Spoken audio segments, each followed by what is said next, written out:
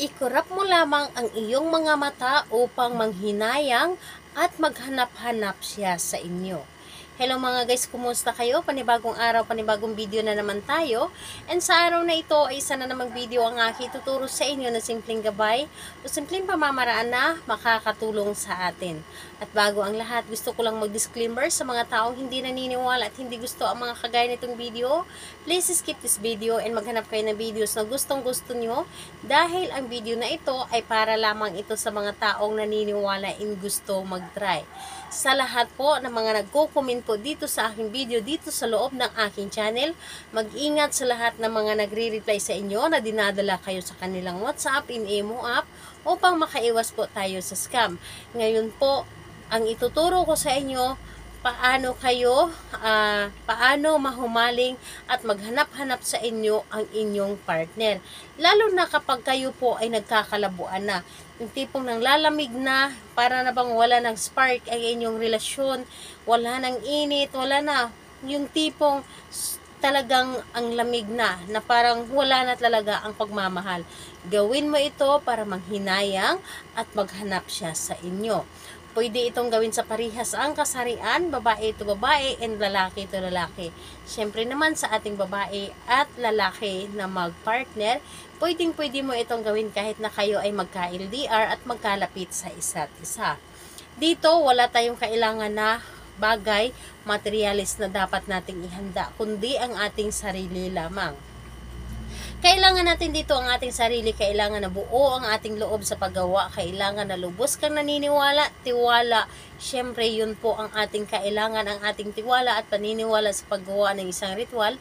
At kailangan na mag-isa ka lamang na gumawa at hinding-hindi mo ito ipagsasabi sa kahit kanino, kahit ka-close friend mo pa yan, kahit na alam mo sa inyo sarili na naniniwala siya sa mga ganyan, pero hindi mo siya ito pwede ipagsasabi para po mas maganda ang resulta nito. Hayaan mo yung mga friend ninyo na gumawa, basta ikaw kailangan na gawin mo ito sa iyong sarili, lalo na kapag kayo ay nagkakalabuan na. And syempre, hindi lamang sa nagkakalabuan, kailangan na maging or okay din kayo ng inyong karelasyon. Ngayon, pwede mo pa rin itong gawan or gawin sa kanya kahit na okay kayo. And pwede rin itong gawin kahit na kayo ay mag-ex. So, ayun. Kapag ready ka na, ay pwede mo na itong simulan. Dito napakadali at napakasimple lamang. Ang gagawin mo lamang dito, kumurap ka lamang ng 7 bisis. Kurap lamang, i-blink mo lamang ang inyong mga mata.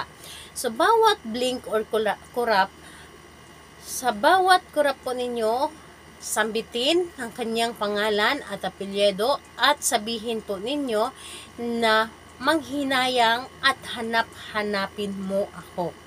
So, kurap pangalawa, pangalan, apelyido ni target, manghinayang at hanap-hanapin mo ako.